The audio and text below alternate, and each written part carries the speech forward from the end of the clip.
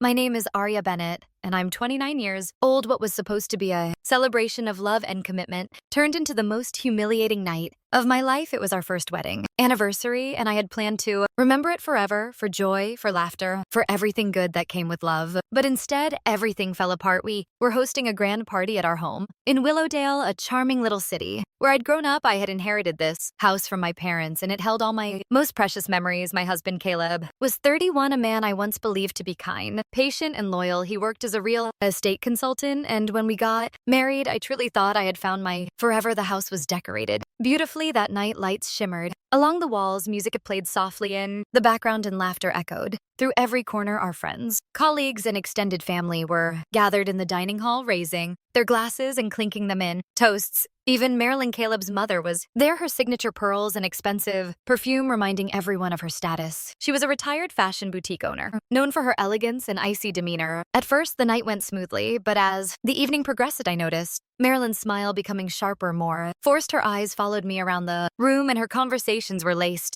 with subtle jabs. I ignored it. I reminded myself that this was my celebration. Then came the moment I'll never forget. Marilyn stood up during dinner, tapped her glass with her ring, and commanded the room's attention. "I have something important to say," she declared, her voice calm but heavy. Everyone turned toward her. Caleb looked confused. I looked at her, puzzled. She raised her bare wrist, showing the faint tan line where her luxury gold watch had once been. "My watch," she said slowly. "A family heirloom worth thousands has gone missing, and the last person near my room was Arya." My heart dropped, stared at her, shocked. "No," I stammered. "Don't know what you're talking about. Haven't been near, don't lie." She snapped, her composure cracking. "You've always been envious of our family's lifestyle. Admit it, you stole it." The room fell. Silent eyes turned toward me.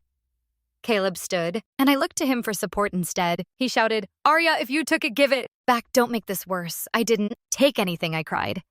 "How can you believe this?" And then, before I could say another word, he struck me across the face. Gasps filled the room. I stumbled back, clutching my cheek, humiliated and stunned.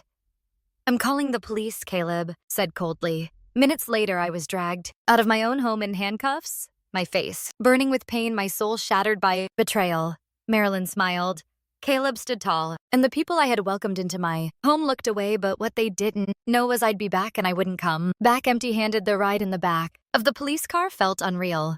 My hands were cuffed, my cheeks still stung from Caleb's lap, and I could barely see through the tears clouding my vision. I had never felt so humiliated, so utterly discarded. The flashing red and blue lights reflected off the car windows, each pulse reminding me that my life, everything I had believed in, had just shattered. At the station, I was processed like a criminal. Fingerprints, mug shot, cold stares from officers who already believed I was guilty. They led me into a small, dimly lit interrogation room. The fluorescent light above flickered slightly as two officers came in and began their questions. "Did you steal the watch? Have you had conflicts with your mother-in-law before? Were you near her room during the party?" I repeated my truth over and over. "No, I didn't take anything. I have no idea where the watch is." But they didn't believe me. I could hear it in their voices, see it in their eyes. They thought I was just another jealous woman who wanted a taste of luxury. One officer even sighed loudly when I asked for a glass of water. They searched my purse, my clothes, even my shoes. They found nothing, because there was nothing to find. Hours passed before they finally let me go. "No sufficient evidence," they mumbled, but the damage was already done. My reputation, my dignity, my sense of belonging, it had all been ripped away. It was 4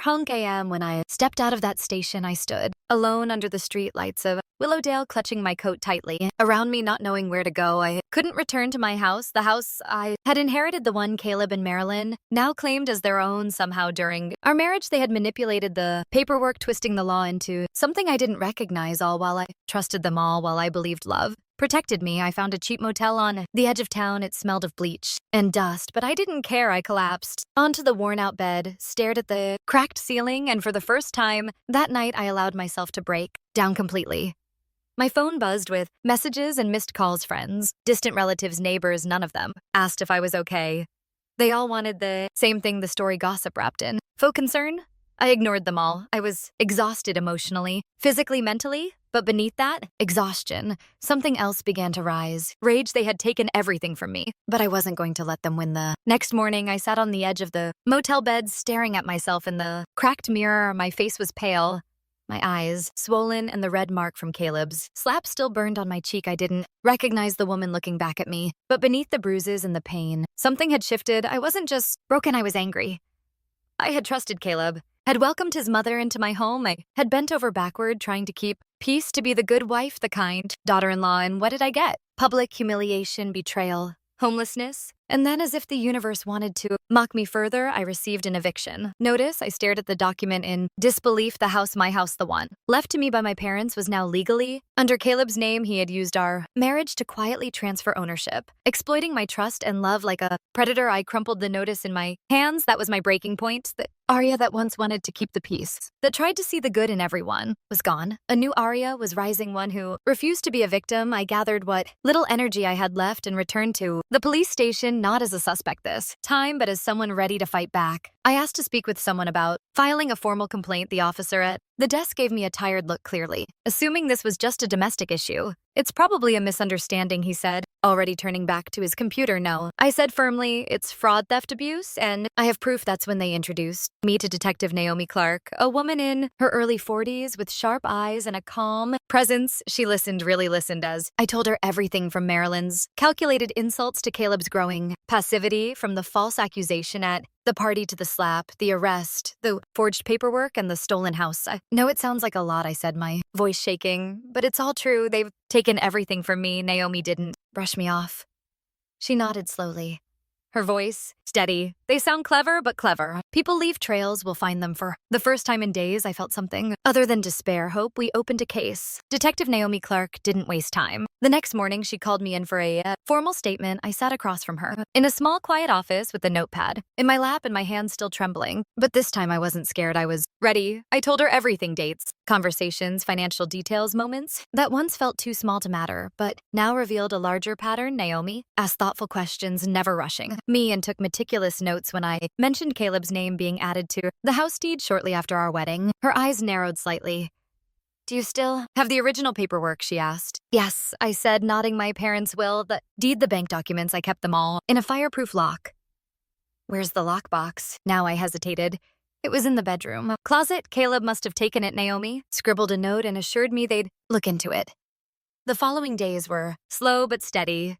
Naomi assigned a small team to begin gathering evidence, pulling my financial records, checking property transfers, and reviewing Caleb's banking activity. I turned over every text, email, and receipt I could find. At the same time, I tried to rebuild some stability. Was still staying at the motel room 112, which had become my tiny shelter from the storm. The woman who managed the place, Elsie, was a kind-hearted soul in her 60s with silver curls and a raspy voice from years of smoking. She brought me coffee every morning without asking, and always left a warm meal by my door. When she knew I hadn't eaten, "You don't owe them your tears, sweet girl," so told me one night sitting beside me on the small bench outside my room. What they did to you, that ain't love, that's poison. Her kindness held me together more than she knew. 2 weeks into the investigation, Naomi called me in with a spark of excitement in her voice. Arya, she said as I sat down across from her. Again, we found something. She slid a folder toward me. Inside were records showing Caleb had opened a secret trust account under his name just weeks after we married. Thousands of dollars money from my inheritance had been funneled into it slowly and carefully over time. The transfers were disguised as routine expenses, home renovations, insurance, payments, maintenance, but all of it led straight to him. I stared at the papers, my stomach twisting. I felt betrayed all over again. The man I had shared a bed with, trusted with my heart, had been stealing from me in plain sight. Naomi looked at me with a steady gaze. This is solid evidence. It proves intent. He wasn't just being passive, he was complicit, and we're looking deeper into Marilyn's involvement. I have a feeling she's the architect behind all of this. I nodded, slowly, anger burning beneath my ribs. I want to stop them from selling the house. Can we do that? Naomi gave me a half smile already on it. We filed an emergency injunction. They can't touch that property now, not until we finish this case. It was the first real victory, but I knew the fight wasn't over. I had just started to take my life back. As the investigation gained momentum, so did my resolve. Every morning I woke up, poured a cup of motel coffee, and reminded myself, they will not win. Detective Naomi Clark kept me informed every step of the way. She was methodical, patient, and relentless. A few days after freezing the house sale, she called me in again. This time her tone carried weight. Arya, she said, sliding a printed email across the desk. We just hit gold. I leaned in and scanned the page. My heart dropped as I read the subject line: steps to secure full ownership. It was an email Marilyn had sent Caleb just a few weeks before. Our anniversary in it, she detailed how to manipulate me into transferring assets, what lies to tell, and even how to use the party as a perfect distraction. If things got messy, get her drunk. If you have to one-line read, make her sign the paperwork while she's emotional. I stared. At the words stunned all those moments I had brushed off her snide comments. Caleb's sudden insistence on updating joint accounts, the pressure to trust. Blindly, they had been part of a plan, a premeditated betrayal. Naomi sat back in her chair watching me process the weight of it. This goes far beyond fraud. This is calculated emotional abuse, she coached him. Through every move, tears welled up in my eyes, but I didn't let them fall. Wouldn't give Marilyn the satisfaction. Not even in memory can we use this in court, I asked quietly. Absolutely, Naomi replied. This is damning. The DA's office is preparing formal charges against both of them. We're going to get your house back, your money, and your name. For the first time, I believed her. In the weeks that followed, I began to feel like myself again, not the naive woman clinging to a broken marriage, but the woman who had survived it. I started helping Naomi and her team by organizing every document I had left, listing details of every conversation that once seemed irrelevant, little pieces that now added up to a full picture of manipulation and greed. Elsie, the motel manager, became like family during that time. She even took a photo of me one afternoon and pinned it to the bulletin board behind the front desk. Strongest woman I know, she said proudly. I smiled through tears, not because I was broken, but because someone finally saw me for who I really was. Then one evening, just as the sun dipped below the trees outside room 112, Naomi called again. Arya, she said, her voice serious. They tried to list the house under a fake name, Marilyn, used a shell identity, and hired a private agent to bypass the injunction. If we hadn't flagged it in time, the property could have been sold offshore. My blood ran cold. They were desperate, dangerous, but Naomi was already a step ahead. We've got them on attempted fraud, obstruction, and identity falsification. With the theft and abuse charges, this case is airtight now. I sat quietly, letting it all sink in. Are you ready to take them to court? She asked. I didn't hesitate. Yes, I've never been more ready. The day of the trial arrived sooner than I expected. I stood outside the Willowdale County Courthouse, dressed in a simple navy suit, my heart pounding. Beneath my ribs, the sky was gray and a cool breeze swept through the trees, lining the courthouse steps. It felt like the calm before a storm, when I had been preparing for one. I was ready to walk into. Detective Naomi Clark met me at the doors. She gave me a firm nod and a reassuring smile. You're going to do great, she said. You're not the one on trial here. They are inside the courtroom. Everything was still too still. The quiet buzz of lawyers and shuffling papers filled the space, but to me it sounded distant. My eyes scanned the room until they landed on Caleb and Marilyn sitting together at the defense table. Marilyn was composed as ever, dressed in a tailored black dress with pearls at her neck, but this time her smile was gone. Caleb looked pale and uneasy, fidgeting with his cufflinks, avoiding my gaze. I took a deep breath and sat down beside Naomi and the district attorney assigned to the case, Rachel Marks, a fierce, confident woman with an iron will and a brilliant legal mind. She nodded at me and whispered, let's bring them down. The trial began. Rachel opened with a powerful statement. This case is not about misunderstanding. It's about manipulation, betrayal, and premeditated theft. Arya Bennett was not just emotionally abused, she was targeted and stripped of her rightful inheritance by those she trusted most. I watched as the jury listened intently, some of them already glancing over at Caleb and Marilyn with suspicion. Over the next several days, Rachel presented the evidence, financial records showing the siphoning of funds, the fraudulent property transfer documents, and the email communications between Marilyn and Caleb. Naomi testified with confidence, laying out the investigation step by step. She explained how Marilyn orchestrated the entire scheme, how Caleb followed her instructions, and how I had been painted as a thief to cover their tracks. Then it was my turn to testify. Stood before the court, my voice shaking at first, but growing stronger with every word. I loved Caleb. I trusted Marilyn. Gave them everything I had. My heart, my home, my loyalty, and in return they humiliated me, stole from me, and tried to destroy my life. I paused, making sure to meet the jury's eyes, but I refused to stay silent. I fought back, not just for myself, but for every person who's ever been manipulated into thinking they were the problem. I'm here to tell you I wasn't the problem. They were. When I stepped down from the witness stand, the room was silent, and for the first time since this nightmare began, I felt powerful. Then came one of the most unforgettable moments of the trial. Rachel turned to Marilyn during cross-examination. Mrs. Langston, she said, cool and calm, can you explain why you accused Arya of stealing your watch when no physical evidence of theft was ever found? Marilyn faltered. I believe she had taken it. Rachel narrowed her eyes. Believed, or was it a convenient excuse to justify taking over her home and assets? Silence. Marilyn opened her mouth, but no words came out. The courtroom was still. The jury saw everything they needed in that moment. The final day of the trial felt like the closing chapter of a book I never wanted to write, but one I needed to finish. When the jury returned to the courtroom, every breath in the room felt held in suspension. Sat upright, my hands clenched in my lap, staring straight ahead, refusing to give in to the tremor in my spine. The four-person stood unfolding the paper. Slowly, for the charges of fraud, theft, and emotional abuse, we find the defendants, Caleb Langston and Marilyn Langston, guilty on all counts. I closed my eyes as the words sink in. Guilty. A surge of emotion rushed through me. Relief, validation, justice. All the pain, the betrayal, the sleepless nights in that motel room. It had all led to this. I felt tears rise, but this time they weren't tears of sorrow. They were something else entirely. The judge's voice rang through the courtroom based on the overwhelming evidence presented and the jury's unanimous verdict. This court sentences Caleb Langston to 9 years in state prison and Marilyn Langston to 11 years for conspiracy, financial fraud, identity falsification, and emotional abuse. Their assets were frozen. The house was to be returned to me immediately. All the money siphoned from my inheritance was to be repaid in full with interest. Caleb looked like he'd aged 10 years in those few moments. His hands shook as bailiffs approached to cuff him. Marilyn didn't resist. For the first time, her mask was completely gone. No pearls, no icy smile, just a bitter, broken woman who thought she could destroy someone without consequence. As they were led away, didn't look back. I didn't need to. Naomi leaned toward me, whispering, "They got what they deserved." I nodded, blinking back tears. "Thanks to you." "No," she said gently. "Thanks to you, you never gave up." I walked out of that courthouse feeling like the weight of a mountain had been lifted from my chest. The sky above Willowdale was brighter than it had been in weeks, and for the first time in what felt like forever, I breathed freely. Justice had been served, but my journey wasn't over yet. Now it was time to reclaim what was mine. Basatse. Following days felt like a dream, one I had never allowed myself to believe would come true.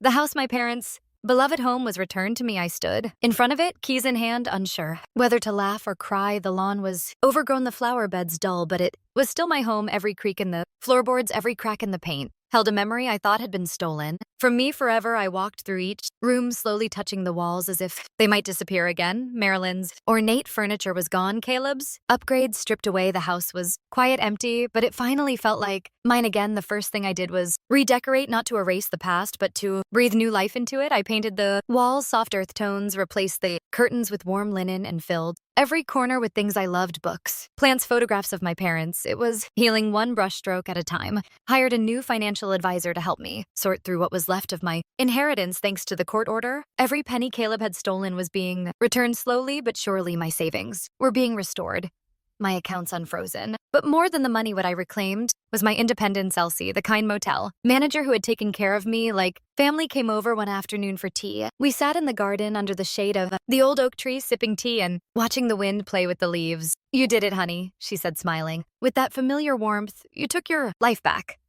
I nodded, holding her hand gently. "I never could have done it without people like you and Naomi." She shook her head. "You did the hard part. You survived them and you came out stronger." She was right. I wasn't the same woman who had walked out of that house in handcuffs. I wasn't the woman who had begged her husband to believe her, who had been slapped in front of a crowd and silenced with humiliation. I was someone new.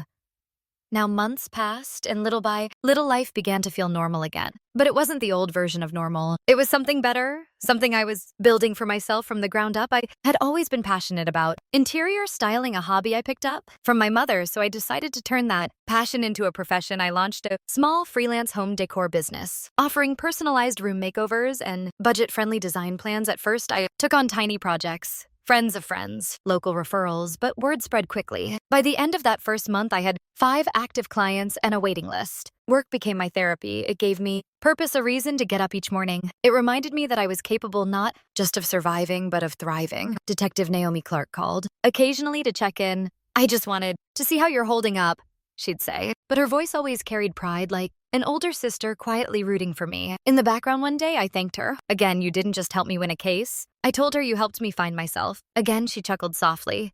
You did that? On your own, I just gave you the flashlight. The emotional healing was slower. Some nights I'd wake up drenched in sweat flashes of that night of Caleb's betrayal of Marilyn's smirk, still flickering in the corners of my mind, but those moments began to fade, with time replaced by quiet mornings in the garden, laughter over dinner with Elsie, and the joy of seeing a client's face light up at a finished project. One afternoon, while organizing the attic, I found an old photo tucked inside a dusty box. It was me and Caleb from our honeymoon. We were smiling, arms wrapped around each other, blissfully unaware of the chaos ahead. I stared at it for a long time, and then without hesitation, I tore it in half. There was no sadness, no regret, just peace. That chapter was over. Completely. One evening, about 6 months after the trial ended, I stood in the backyard of my reclaimed home, surrounded by people who had become my chosen family. The warm Willowdale breeze rustled through the trees, soft music played from the speakers I'd set up near the patio. Paper lanterns swayed above us, casting a gentle golden glow over the garden. It wasn't extravagant, it didn't need to be. It was real simple. Mine. I had invited only a few people, Elsie, of course, and her husband Harold, a couple of my new design clients who had become close friends, and Detective Naomi Clark, who showed up in jeans and a cardigan, holding a bottle of sparkling cider and a rare, easy smile. "You've done something beautiful here," Naomi said as she looked around the garden. I smiled, brushing a curl behind my ear. "Not just the house," I replied. "My life." As the evening continued, laughter bubbled up from every corner. People danced, told stories, and toasted to new beginnings. I stood at the edge of it all for a moment, just soaking it in. 6 months ago, I had been dragged out of the same house in handcuffs, shamed and abandoned. Now I stood tall, proud, and surrounded by warmth. Later that night, as the guests left and the stars blanketed the sky, I sat alone on the back steps, sipping the last of my cider. I looked up at the sky and whispered, "Thank you, Mom and Dad. I kept it. I kept the house. I kept my name, and I'm finally okay." It wasn't the life I had imagined when I said I do to Caleb, but it was so much better. I had found strength I didn't know I had. I had rebuilt everything they tried to destroy, and I had done it on my own terms. This was my story, and though the chapter with Caleb and Marilyn had ended, the rest of the book was still being written by me. I am Aria Bennett, and I am free. Thank you for watching Ara's powerful story of courage and justice. If her journey inspired you, don't forget to like the video, leave a comment, and subscribe to the channel for more stories like this. Your support means the world.